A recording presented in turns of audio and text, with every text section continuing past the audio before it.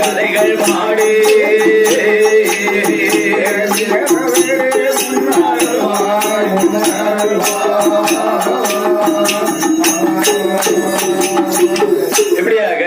கைலாச மலையிலே சிவபெருமான் அருளாலே அந்த மணி விளக்கிலே பிறந்த பிள்ளை அந்த மாயாண்டி சுடல தெய்வம் பிறந்த பொழுது அங்க எப்படி இருக்கிறது என்றால் சுடலத்திலே பிறந்ததினால் சுடலை என்றும்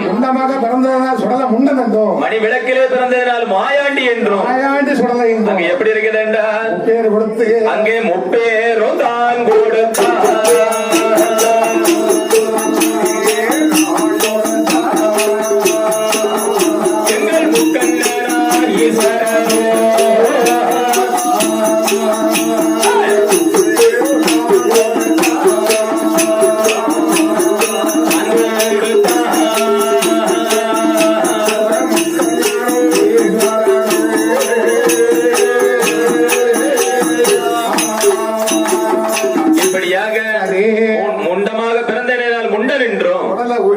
மணிவிளக்கிலே பிறந்ததினால் மாயாண்டி சுடலிலே பிறந்ததினால் சீவலப்பெரி சுடலை என்று இப்படி சுடலை தெய்வத்துக்கு பேர் நாமம் சூட்டி அப்படி இருக்கக்கூடிய நேரத்தில் அந்த மாயாண்டி சுடல தெய்வம் கைலாச மலையிலே வளர்ந்து வருகிறார். அந்த பார்வதி தேவி அந்த சுடல தெய்வத்தை எப்படி வளர்த்து வருகிறார் என்றால் அங்கே நாலு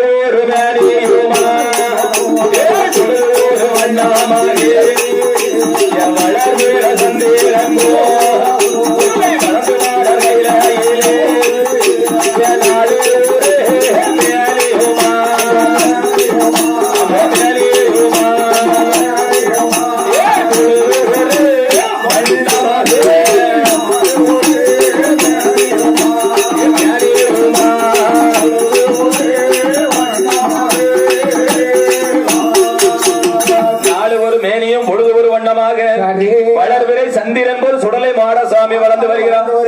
இந்த சீவலப்பெரி சுடலை மாடசாமி வளர்ந்து வரக்கூடிய நேரத்தில் அங்க என்ன நடக்கிறது என்றால் ஒரு நாலு தினத்திலே பார்த்தால் பார்வதி அதாவது குழந்தையை கண்ட நேரத்திலே கொண்டவனை மறந்துவிடக் கூடாது என்று சொல்லி கண்ட நேரத்தில் மன்னவனை மறந்துவிடக் கூடாது என்று சொல்லி சிவபெருமானிடம் சென்று அவர் பார்வதா தேவி தேவ ரகசியங்கள் எல்லாம் பேசிக் கொண்டிருக்கிறார்.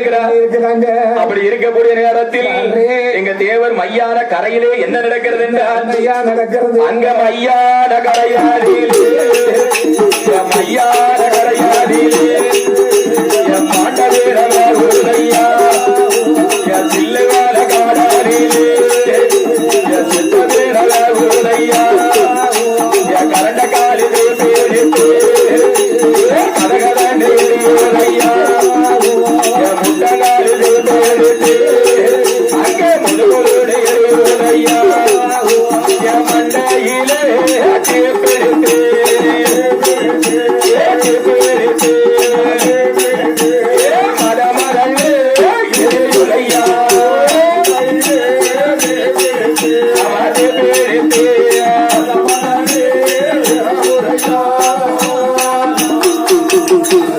தீப்பிடித்து மதமதடி தேவர் மையான கரையிலே செத்த பிணம் இருந்தபடி இருந்து கொண்டிருக்கிறது. மாண்டபணம் எரியக்கூடிய நேரத்திலே இங்கே வருகிறது. இந்த சமபாடையானது எங்கே வருகிறது?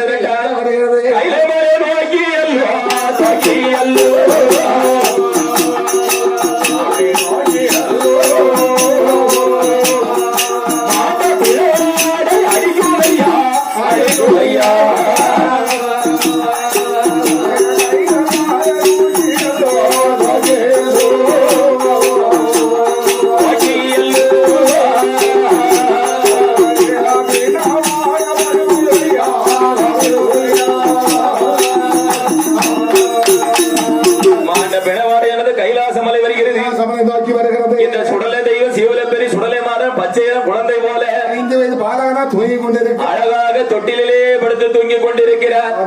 தூங்கிக்கிட்டு இருக்க சுடலை தெய்வத்தை முகத்துக்கு அந்த மூக்குக்கு வருது வாசனை. இந்த வாசனை எப்படி வருதா? எப்படி வருது? பிச்சி பூ வாசம் போல் வருகிறதா? பிச்சிப்பு மலர்ந்து இருந்தா இவ்வளவு